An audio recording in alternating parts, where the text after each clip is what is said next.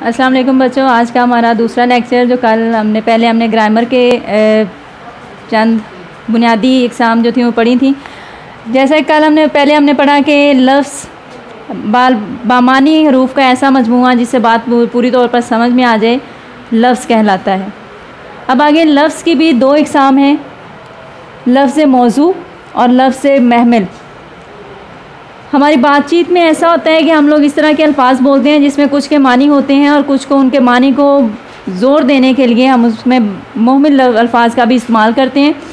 सबसे पहले हम लफ्ज़ मौजू की डेफिनेशन पढ़ेंगे कि हरूफ का ऐसा मजमूआ जिसके पढ़ने और सुनने से बात फ़ौरन समझ में आ जाए लफ्ज़ मौजू कहलाता है। मसलन पानी, रोटी, बात, किताब, कलम वगैरह। इसी के साथ हम चंद हरूफ ऐसे बोलते हैं जिसका कुछ मानी नहीं होता लेकिन इन हरूफ के साथ वो लाजमी तौर पर बोले जाते हैं। जैसे हरूफ का ऐसा मजमूआ जिसको सुनने या पढ़ने से बात या उसका मतलब समझ में ना आए जब तक कि उससे पहले मौजू लफ्ज़ ना लगा दिया जाए महमिल कहलाता है। मसलन वानी, वोटी, चीत, शिताब, शलम वगैरह। अब इसमें यह है कि इनका अपना कोई मायने नहीं है लेकिन जब तक हम इनसे पहले पानी, रोटी, बात, कलम, किताब नहीं लगाते तब तक इनका अपना मायने कुछ भी अहमियत नहीं रखता। तो हमारी आम गुफ्तगू में इन तमाम अल्फाज का बकसरत इस्तेमाल होता है। इसके बाद हम आते हैं लफ्ज़ के बाद जुमले की तरफ। जुमला ग्रामर की ज़बान में अल्फाज का ऐसा मजमूआ है जिसका मतलब पूरी तरह समझ में आ जाए, जिसमें किसी किस्म का इबहाम ना पाया जाता हो, जुमला कहलाता है। मसलन नमाज़ पढ़ो, हम पाकिस्तानी हैं, तुम खाना खा लो वगैरह वगैरह। लफ्ज़ के बाद हम आते हैं इसम की तरफ। जुमले के बाद हम आते हैं इसम की तरफ, यानी किसी शख्स, जगह, चीज़ या ख्याल के नाम को इसम कहते हैं। मसलन ताहिर, कुर्सी, माल्टा, नज़रिया पाकिस्तान। इसम की भी इकसाम हैं। इसम की अमूमन दो इकसाम होती हैं, जैसे इसम नकरा और इसम मारफा। हम अपनी रोज़मर्रा ज़िंदगी में कई चीज़ें ऐसी देखते हैं जो हमने पहली दफ़ा देखी हों या उस जैसी कोई दूसरी ना हो, या कुछ चीज़ें ऐसी होती हैं जो हम एक ही तरह की कई चीज़ें देखते हैं। वो इन चीज़ों की अलग अलग पहचान के लिए इसम मारफा और इसम नकरा का इस्तेमाल किया जाता है, जो इन चीज़ों को आपस में एक दूसरे से अलग करते हैं। यानी इस आम शख्स, जगह या चीज़ के नाम को इसम नकरा कहा जाता है जो एक ही नाम यानी कई चीज़ों का हो। मसलन लड़का, हम किसी को भी कह सकते हैं लड़का। एक जगह पर 4 से 5 अफराद खड़े हों, हम कहेंगे लड़के इधर आओ। कुछ समझ में नहीं आ रहा कि किस लड़के को बुलाया गया है, जब तक कि हम उसके साथ किसी नाम को ना लगा दें वो इसम नकरा ही रहेगा।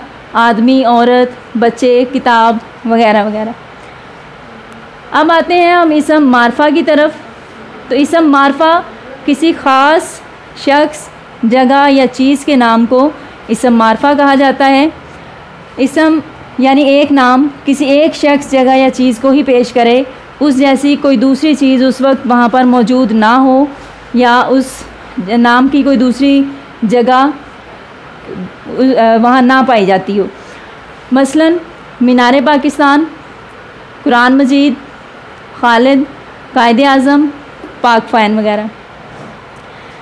पहले क्लासेस में होता था कि इसम मारफा में सिर्फ़ ख़ास चीज़ें उनको समझा जाता था कि जैसे कायदे आज़म, हज़रत मोहम्मद, कुरान पाक, मस्जिद नबवी, इस तरह की चीज़ों को इसम मारफा कहा जाता था। लेकिन इसम मारफा आपकी अपनी ज़ात भी है, क्योंकि आपका भी एक मखसूस नाम है जो आपको ही रिप्रेजेंट करता है। इस जैसा कोई दूसरे और बंदा वहाँ पर उस वक्त मौजूद नहीं है तो आप भी उस वक्त वहाँ पर इसम मारफा हैं।